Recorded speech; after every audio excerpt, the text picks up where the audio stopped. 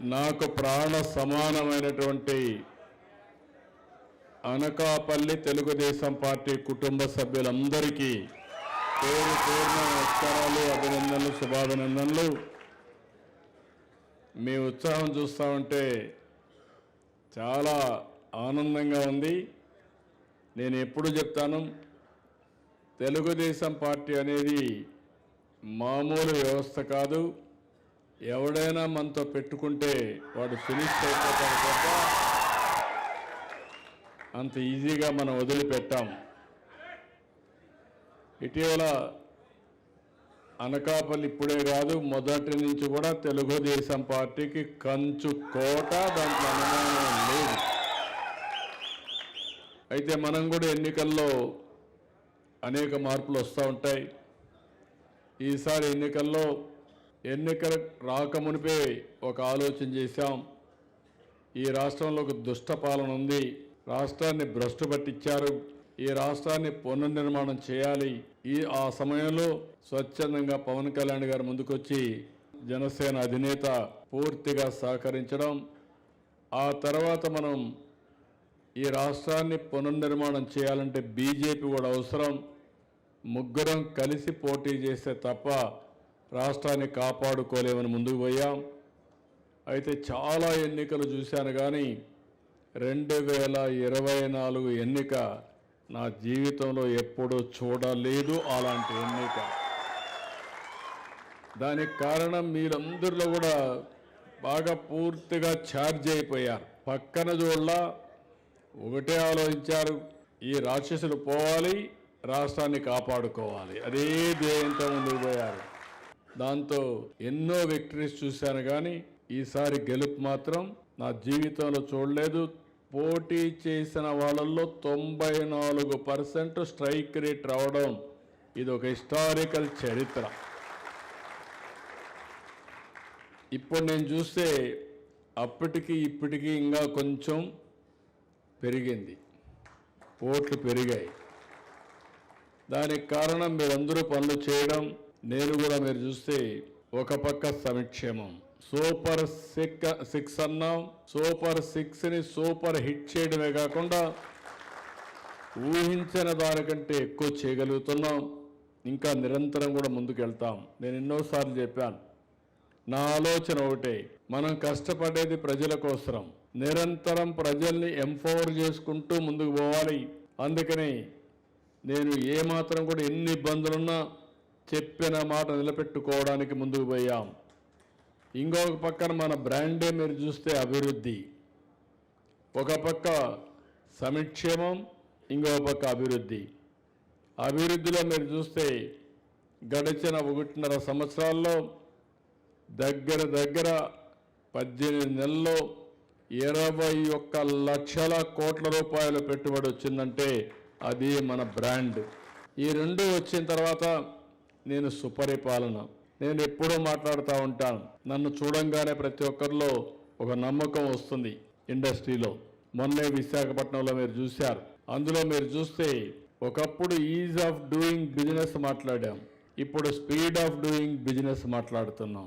నిన్న కలెక్టర్స్ కాన్ఫరెన్స్లో speed of doing business నుంచి speed of doing delivering governance, అంటే స్పీడ్ ఆఫ్ డెలివరింగ్ గవర్నెన్స్ అంటే ఎవరు ఎక్కడున్నా రియల్ టైంలో ఏ పని కావాలన్నా చేసి పెట్టే బాధ్యత, ₹1 అవినీతి లేకుండా సేవలు అందించే బాధ్యత ఈ ప్రభుత్వం ఇస్తామని చాలా స్పష్టంగా నేను హామీ ఇచ్చాను. రాబోయే 1 సంవత్సరంలో మీరు చూస్తారు, అన్ని సర్వీసులు ఆన్లైన్లో ఉంటాయి, ఇచ్చే బెనిఫిట్స్ అన్నీ కూడా పర్ఫెక్ట్గా ఉంటాయి, ఎక్కడా లిటిగేషన్ ఉండదు.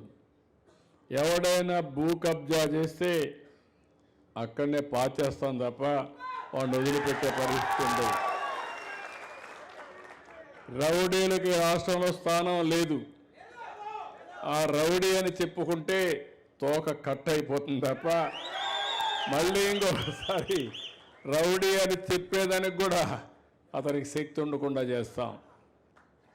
ఇలాంటివన్నీ చేసి ఎవడైనా తప్పు చేస్తే తప్పు చేయక మునిపే చొక్కా పట్టుకుంటాం తప్ప వదిలిపెట్టే సమస్య లేదు. ఇవన్నీ కూడా ఇప్పటికే మీరు చూసుంటారు. మీరు నాకు ఒక మంచి పని చేయాలి, మీరు టెక్నాలజీ వాడాలి, మన యాప్ వాడాలి, మన మిత్ర వాడాలి. మీరందరూ కూడా ప్రభుత్వం చేసేది అర్థం చేసుకోవాలి, పార్టీ చేసేది అర్థం చేసుకోవాలి. మీరు ఛాంపియన్స్గా ఉండాలి. మీరు ఛాంపియన్స్గా ఉండి ప్రజల్లో కానీ చేయగలిగితే మనకు చాలా వరకు పని తగ్గిపోతుంది. రెండోది, ఎన్నికల ముందు మీరందరూ హామీ ఇచ్చారు. నేను ఒక మాట చెప్పాను, మనం వస్తానే సూపర్ 6 ఇస్తామని చెప్పాను. దాని వివరాలు ఇంటింటికి పోయి చెప్పమన్నాను. మీరు పోయి చెప్పారు, ఇంటింటికి పోయి చెప్పారు, మెప్పించారు. దాని ఫలితమే ఓట్లు వచ్చాయి. కానీ ఈరోజు మీరు చేయాల్సింది, ఏదైతే అమలు చేస్తున్నామో అమలు చేసే దాంట్లో మీరు భాగస్వాములు కావాలి.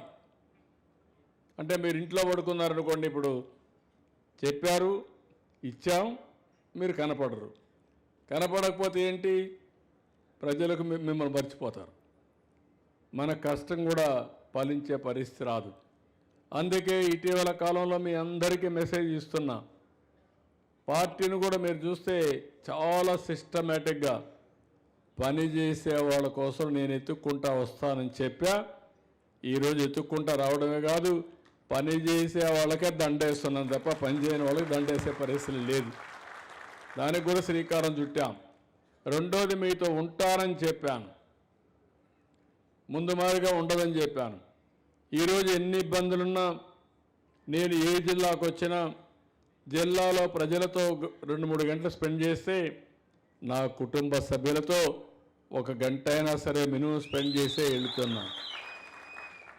నేను కానీ, ప్రధాన కార్యదర్శి కానీ, నాయకులం కానీ అందరం కూడా ఒక పద్ధతి పెట్టుకున్నాం. దీనివల్ల ఈరోజు మార్నింగ్ అయితే నాకు ఎంతో సంతోషం కలిగింది.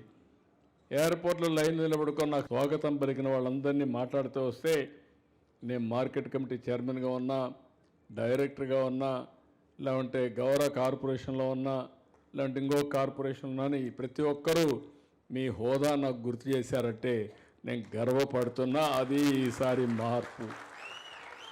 రోజంతా పనిచేస్తాను, మళ్ళీ సాయంత్రం ఒక 2 గంటల పార్టీ విషయం ఆలోచించి ఏమి పెండింగ్ ఉన్నాయో అవన్నీ కూడా పెండింగ్ అన్ని క్లియర్ చేయడమే కాకుండా ప్రతి ఒక్క నిర్ణయంలో నా ముద్ర ఉంటుందని మరొక్కసారి మీ అందరికీ విజ్ఞప్తి చేస్తున్నా. నేను రాజకీయం చేసినంత వరకు ఎవ్వడు మన జోలికి కూడా రాలేడు. నేను రాజకీయం చేయడం మానేస్తే అక్కడి నుంచి తోకలు పుట్టుకొస్తాయి. నేను మిమ్మల్ని పట్టించుకోకపోతే మీరు కూడా అలకబోంతారు. కానీ మీరు ఎక్కడికి పోరు, కానీ పని చేయరు, వేరే జెండా పట్టుకోరు, కాడి పడేస్తారు. మీరు కాడి పడేస్తే పార్టీకి ప్రమాదం వస్తుంది. మీరు యాక్టివ్గా ఉన్నంత వరకు ఎవ్వడు ఏ శక్తి కూడా ఈ రాష్ట్రంలో ఏమీ చేయలేరు. అది మాత్రం వాస్తవం. ఇలాంటివన్నీ చేసుకుంటూ నేను ఈసారి ఇంకొక విషయం కూడా మీకు చెప్పాలి. నేను వారానికి 2 గంటలు రాష్ట్ర స్థాయి నుంచి గ్రామ స్థాయి వరకు నాయకులు ఎట్లా పనిచేస్తున్నారో మీ జాతకాలన్నీ ఆన్లైన్లో చదువుకుంటున్నా. అదే మాదిరిగా మండే అయితే సెక్రటరియట్కి పోయి రియల్ టైం గవర్నెన్స్, అక్కడ ప్రభుత్వ అధికారుల జాతకం అంతా ఒకసారి చదువుకుంటున్నా. ఈ 2 చదువుకొని పార్టీ పెరిగిందా తరిగిందా, పెరిగితే ఎవరు కాంట్రిబ్యూషను, తగ్గితే ఎవరి వల్ల తగ్గింది, తగ్గిన వాళ్ళకు మామూలుగా చెప్తా, పార్టీ వాళ్ళైతే తప్పదు నాకు మీకు చెప్తా, వినకపోతే కొంచెం గట్టిగా చెప్తా, అప్పుడు కూడా వినకపోతే తమ్ముళ్ళు దారికి వచ్చే వరకు దూరంగా పెడతా. దారికి వచ్చిన తర్వాత మళ్ళీ ముందుకు తీసుకుపోతా. ఎందుకంటే మీరు గుర్తుపెట్టుకోవాలి, జీవితంలో ఇంకొకసారి తెలుగుదేశం పార్టీ ఓడిపోయిందనే అపవాదు మనకు రాకూడదు, రాదు. దీర్ఘకాలంలో మనం అధికారంలో ఉంటే రాష్ట్రానికి సమాజానికి చాలా మేలు. మీ గౌరవానికి అది ఎంతో అవసరం. మనం అందరం పనిచేసేది ఇన్ని సంవత్సరాలుగా నేను చూసా. ఏ పార్టీకి లేనటువంటి కార్యకర్తలు మన పార్టీకి ఉండడం. రెండోది, సొంత ఆస్తులు కరగబెట్టుకొని, లేకపోతే ఎన్ని ఇబ్బందులు వచ్చినా అధిగమించి, ఒక్కోసారి కొన్నిసార్లు అయితే ఆస్తులు పోగొట్టుకొని పార్టీ జెండా మోసిన కార్యకర్తలు నా జీవితంలో ఎప్పుడూ మర్చిపోలేను. అదే సమయంలో మీరు ఒక్కసారి ఆలోచిస్తే పార్టీ కూడా అనేక సంక్షేమ కార్యక్రమాలు పార్టీ కార్యకర్తలు తీసుకొచ్చాం. నిన్న ఈ సంవత్సరం కూడా దగ్గర ఇప్పటికే 33 కోట్ల రూపాయలు ఇన్సూరెన్స్ కింద మీకు డబ్బులు ఇచ్చాం. అదే మరి కాలేజ్ సీట్లు ఇస్తున్నాం. మన కార్యకర్తలు వచ్చినప్పుడు నేను ఒకటే చెప్పా, దానికి హద్దులు లేకుండా నా కార్యకర్త అనారోగ్యం పాలైతే పూర్తిగా కాపాడుకునే బాధ్యత నేను తీసుకుంటున్నానని చెప్పి కూడా నేను మీకు తెలియజేస్తున్నా. రేపు రాబోయే రోజుల్లో 1 ఫ్యామిలీ 1 ఆంటర్‌ప్రెన్యూర్ అన్నాం. 1 ఫ్యామిలీ 1 ఆంటర్‌ప్రెన్యూర్ అన్నప్పుడు దాంట్లో కూడా మనం అగ్రస్థానంలో ఉండాలి. అగ్రస్థానంలో ఉండాలంటే మీలో అలాంటి ఆలోచన ఉండే వ్యక్తులందరూ కూడా శ్రద్ధ చూపిస్తే వాళ్ళందరికీ హ్యాండ్ హోల్డింగ్ కానీ, ట్రైనింగ్ కానీ, అవసరమైతే కోఆర్డినేషన్ కానీ ఏం చేయాలో అవన్నీ చేస్తాం. ఇప్పుడు పార్టీ ఆఫీస్లో 2 ట్రైనింగ్లు కార్యక్రమాలు జరుగుతాయి. ఒక ట్రైనింగ్ ప్రోగ్రాం మిమ్మల్ని రాజకీయ నాయకులుగా తయారు చేయడం, సమర్థవంతమైన రాజకీయ నాయకుడిగా తయారు చేయడం. రెండోది ఆర్థిక పరిపుష్టి పెంచే విధంగా మీ దగ్గర నుంచి 1 ఫ్యామిలీ 1 ఆంటర్‌ప్రెన్యూర్ ఎంఎస్ఎంఈకి ప్రాధాన్యత ఇవ్వడం. ఈరోజు మీ జిల్లా ఉంది, అనకాపల్లి జిల్లా, విశాఖపట్నం ఉంది. ఈరోజు విశాఖపట్నం, అనకాపల్లి జిల్లా నెక్స్ట్ లెవెల్కి వెళ్తుంది. 10 సంవత్సరాల్లో మీరు ఊహించిన విధంగా ఈ 2 జిల్లాల్ని అభివృద్ధి చేసే బాధ్యత నేను తీసుకుంటున్నాను. ఒక గూగుల్, ఒక కాగ్నిజెంట్, ఒక టీసీఎస్, ఒక ఆర్సీఆర్ మిత్తల్, ఒక పక్కన ఎన్టీపీసీ, ఒక పక్కన టూరిజం, 1-2 కాదు, ఆకాశమే హద్దుగా మనం అభివృద్ధి కార్యక్రమాలు చేసే పరిస్థితికి వస్తున్నాం. ఈ అభివృద్ధి కార్యక్రమాలు వచ్చినప్పుడు దాంట్లో భాగస్వాములు కావాలి. నేను ఒక విజన్ ఇచ్చాను, గుర్తుపెట్టుకోవాలి మీరందరూ. విజన్ 2047. ఎన్నేండ్లు? ఇప్పుడు 25 అయింది, 26కి వచ్చాం. ఎగ్జాక్ట్గా రాబోయే 21 సంవత్సరాల 6 నెలల్లో నేను చెప్పిన విజన్ మీరు చూస్తారు. అందులో నేను చెప్పింది ఇప్పుడు 3 లక్షల రూపాయలు తలసరి ఆదాయం ఆవరేజ్న స్టేట్లో. అది 47కి 55 లక్షల రూపాయలు అవుతుంది తలసరి ఆదాయం. కొంతమందికి ఎక్కువ ఉంటుంది, కొంతమంది తక్కువ ఉంటుంది. ఇప్పుడు మీరున్నారు, ఇక్కడ ఈ ఏరియాలో భూమి ఉంది. ఒకప్పుడు 5 ఎకరాలు ఉంటే ఈ 5 లక్షలు 2 లక్షలు ఉండేది. రాబోయే రోజుల్లో 1 కోటి, 2 కోట్లు, 5 కోట్లు పెరిగే పరిస్థితికి వస్తుంది. ఆటోమేటిక్గా ప్రతి ఒక్కరికి కూడా ఆదాయాన్ని పెంచుకునే మార్గాలు వస్తాయి. ఇప్పుడు ఇక్కడ ఆర్సీఆర్ మిత్తల్ ఉంది. నేను డౌన్ స్ట్రీమ్ ఇండస్ట్రీస్ అన్ని పెట్టిస్తాం. ఎవరైనా అలాంటి ఆలోచన ఉండే వాళ్ళని అందులో పెట్టి మనం కూడా పికప్ చేస్తే, ఒకటి కాదు ఇలాంటి అనేకమైన ఆలోచనలు తీసుకొస్తా, దాన్ని ఉపయోగించుకునే బాధ్యత మీదని చెప్పి మరొకసారి తెలియజేసుకుంటూ, ఇక్కడ నేను చూశాను, ఒక విధంగా చూస్తే డిఫరెంట్ సర్వేస్లో డిఫరెంట్గా చెప్తున్నాయి. ఓవరాల్గా మాత్రం నాకు ఈ 4-5 జిల్లాల్లో పార్టీ ఇమేజ్ అంటే ఎన్డీఏ ఇమేజ్ పెరిగింది, తెలుగుదేశం పార్టీ ఇమేజ్ పెరుగుతూ ఉంది, వైఎస్ఆర్ కాంగ్రెస్ పార్టీ మసకబారే పరిస్థితి వచ్చింది. అట్లని చెప్పి ఓవర్ కాన్ఫిడెంట్ మాత్రం ఉండడానికి వీలు లేదు. నేను మాత్రం చాలా జాగ్రత్తగా ఎప్పటికప్పుడు ఇవన్నీ కూడా అధ్యయనం చేసుకుంటూనే ఇక్కడ పార్టీ ఇన్ఛార్జి కూడా చెప్తున్న గోవింద్ గారికి మనం అందరం కూడా ఇంకోటి కూడా గుర్తుపెట్టుకోవాలి, రేపు రాబోయే రోజుల్లో కూడా ఎన్డీఏ ఉంటుంది. అనేక సార్లు మన పవన్ కళ్యాణ్ గారు చెప్పినట్టు ఒక 15 ఏళ్ళు మినిమం ఈ 3 పార్టీలు కలిసి ఉండాలని చెప్పి పదే చెప్పారు. నాకు కూడా అభిప్రాయం అదే. అందుకే నేను ఆయనకు గౌరవం ఇవ్వడం, ఆయన నాకు గౌరవం ఇవ్వడం, అదే మరి ప్రధానమంత్రి గారు కానీ కేంద్రం కానీ మనం అనుకున్న పనులు చేయడం, ఇవన్నీ కూడా ఒక పద్ధతి ప్రకారం చేసుకుంటూ వస్తున్నాం. మీరు కూడా ఆలోచించాల్సింది, అవసరమైతే ఇంకొక 2 పనులు ఎక్కువ చేస్తాం ఇలాంటి నియోజకవర్గాల్లో. ఎందుకంటే కోయిలేషన్ ఎక్కువగా స్ట్రాంగ్గా ఉండే నియోజకవర్గాల్లో ఎమ్మెల్యే జనసేన ఉంటే, తెలుగుదేశం మేజర్ పార్టీ కాబట్టి 10 పనులు ఎక్కువ చేయడానికి ఏమేం చేయాలో అన్ని పనులు చేస్తాం. అది నా బాధ్యత.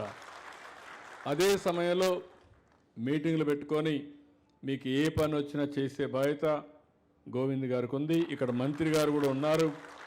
2 పార్టీల మధ్య ఫిక్షన్ రాకుండా సమన్వయం చేస్తూ, కోఆర్డినేట్ చేస్తూ, కొల్లు రవీంద్ర దీన్ని కూడా కోఆర్డినేట్ చేయాల్సిన అవసరం ఉందని చెప్పి కూడా నేను మీకు తెలియజేస్తున్నా. ఇంకా చాలా డీటెయిల్స్ ఉన్నాయి. నేను డీటెయిల్స్ పోవడం లేదు, ఎందుకంటే మీరందరూ మళ్ళీ ఫోటో కావాలంటున్నారు. ఫోటో మేజర్ ఇష్యూ, దానికి కూడా చాలా టైం కూడా అవుతుంది. కానీ ఒక్క విషయం మాత్రం ఫైనల్గా చెప్పేసి ఫోటోకి వెళ్దాం. భవిష్యత్తులో కూడా మీకు అంతా ఒకటే విజ్ఞప్తి చేస్తున్నా. నేను మీ అందరికి విజ్ఞప్తి చేసేది, ప్రజలకు దగ్గర మీరు ఉండండి. ఏ ఎన్నికల్లో ఇక మీదట ఓడిపోవడానికి వీలు లేదు. అది వార్డు కావచ్చు, పంచాయతీలో వార్డు కావచ్చు, మున్సిపాలిటీలో కౌన్సిలర్ కావచ్చు, అన్నీ మనమే గెలవాలి. గెలవాలి అంటే అనునిత్యం ప్రజలతో మీరు సంబంధాలు పెట్టుకోవాలి. అవుట్ రీచ్ కానీ, కమ్యూనికేషన్ కానీ, నెట్వర్క్ కానీ, సోషల్ మీడియా కానీ మీరు చేసుకోవాలి. అది మీరు చేసుకుంటూ ఉంటే మీరు ప్రజల్లో పరపతి పెంచండి. మీ పరపతి పెంచే బాధ్యత నాది. మీరు మాత్రం ప్రజల్లోకి పోకుండా నాకు గౌరవం ఇవ్వమంటే, నా దగ్గరకు వచ్చి నా ప్రదర్శన చేస్తే నేను మాత్రం అలాంటి వాళ్ళని క్లియర్ కట్గా దూరంగా ఉంటా. కాబట్టి ఇప్పటి నుంచి ఇప్పటికే మీరు చూసుంటారు, పదవులు ఇచ్చేటప్పుడు 100 సార్లు ఆలోచిస్తున్నా. మీ ఫోటోలు కూడా చూసుకుంటున్నా. అందుకే ఒకసారి వచ్చినప్పుడు మళ్ళీ ఒకసారి రీకలెక్ట్ చేసుకుంటా ఉంటా. ఫోటో, హిస్టరీ, జాతకం, పర్ఫార్మెన్స్, పబ్లిక్ ఫీడ్బ్యాక్. మొన్న మీరు చూస్తే ఇప్పుడు కూడా వచ్చి ఉంటాయి మీకు. నా మీద వచ్చింది నేను అడిగా, ఎమ్మెల్యే మీద అడిగాం, ఎంపీని అడుగుతాం, కలెక్టర్ని అడుగుతాం. మీరిచ్చే ఇన్ఫర్మేషన్ ఒక 12-14 ఇన్ఫర్మేషన్ తెప్పించి అన్నీ బేరీ చేసుకొని వడగట్టి ఎవరు సమర్థులు, ఎవరి వల్ల నష్టం వస్తుంది, లాభం వస్తుంది, 2 చేసి రాబోయే 6 నెలల్లో యాక్షన్ ప్లాన్ తయారు చేసుకున్నాం. నేను ఒకటే చెప్తున్నా, ఎమ్మెల్యేలకు కూడా చెప్పాను, నేనేదో ఎలక్షన్ అప్పుడే మీతో మాట్లాడతాను లేదు. మీరు తప్పు చేస్తే ఇప్పుడే చెప్తా, అప్పుడు కూడా నా మాట వినకపోతే కంట్రోల్ చేస్తా, కంట్రోల్ చేయకపోతే రామ్ రామ్ అని నమస్కారం పెడతా. నాకేం బాధ లేదు. అంత ఫర్మ్గా ఉండి పార్టీని కాపాడుకుందాం. పార్టీని కాపాడుకోవడమే కాకుండా ఎప్పటికప్పుడు ప్రజల్లో చూశాను ఈరోజు కూడా, స్వచ్ఛ ఆంధ్రప్రదేశ్కి వస్తే బ్రహ్మాండమైన రెస్పాన్స్. అంటే నాకు కూడా ఒక సాటిస్ఫాక్షన్. రాబోయే 3 నెలల్లో 4 నెలల్లో మ్యాక్సిమం 1 ఇయర్లో ఈ రాష్ట్రం మొత్తం ఇంట్లో ఉండే చెత్తను పొడి చెత్త, తడి చెత్తగా మార్చి అక్కడి నుంచి కాంపోస్ట్ కానీ లేకపోతే ఈ చెత్తను తీసుకుపోయి కరెంటు తయారు చేసుకొని ప్రతి ఒక్క ఊరు, ప్రతి ఒక్క గ్రామం ఒక పరిశుభ్రమైన గ్రామంగా తయారు చేసుకుంటున్నారు. అనేకమైన వినూత్నమైన కార్యక్రమాలు తీసుకొచ్చాం. దీనివల్ల రాబోయే రోజుల పొలాల్లో ఉండే గడ్డి దగ్గర నుంచి, సర్క్యులర్ ఎకానమీలో ఎలక్ట్రానిక్ వేస్ట్ దగ్గర నుంచి everything how to convert it అనేది సర్క్యులర్ ఎకానమీ ద్వారా ముందుకు పోతున్నాం. ఇది చేయగలిగితే నేను ఎప్పుడో 3 డికేడ్స్ ముందు స్టార్ట్ చేశాను. పచ్చదనం, పరిశుభ్రం, అదే మరి నీరు మీరు అనే కార్యక్రమాలు. ఈరోజు మీరు చూస్తున్నారు నీరు మీరు కార్యక్రమం. రేపు తొందరలోనే విశాఖపట్నం వరకు ఉత్తరాంధ్ర సుజల స్రవంతి వస్తుంది. ఇది శ్రీకాకుళం వరకు తీసుకెళ్తాం. ఈ సంవత్సరం 2-3 నెలల్లోనే ఈ నీళ్లు తీసుకొచ్చే బాధ్యత తీసుకుంటాం. ఫైనల్గా మిమ్మల్ని కోరేది, మళ్ళీ విజ్ఞప్తి చేస్తున్నా, ట్రెమెండస్ అభివృద్ధి చేస్తున్నాం.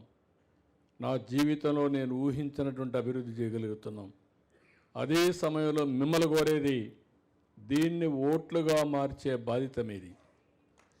మొన్న మనకు వచ్చింది 57% ఓట్లు వచ్చాయి. 94% స్ట్రైకింగ్ రేట్ వచ్చింది. ఒక 4-5% పెంచితే 100 సీట్లు మనమే గెలుస్తాం. ఎప్పుడు కూడా వై నాట్ ఎవ్రీథింగ్ మనం మంచి పని చేసినప్పుడు అన్ని గెలవాలని లక్ష్యంగా పెట్టుకుంటాం. నేను గవర్నమెంట్కు డ్రైవ్ చేస్తున్నా 70-80% సాటిస్ఫాక్షన్ లెవెల్ ఉండాలని. ఇప్పుడు 70%కి రీచ్ అయ్యాం. ఇంకొక 10% రీచ్ కావాలి. ఏదైనా ఒక సేవలోగా వెనకానుంటే, ఒక యూనిట్లో వెనకానుంటే అక్కడ ఏం జరుగుతూ ఉందో అధ్యయనం చేసి దాన్ని కరెక్టివ్ మెజర్స్ తీసుకుంటున్నా. మీకు కూడా అంతే.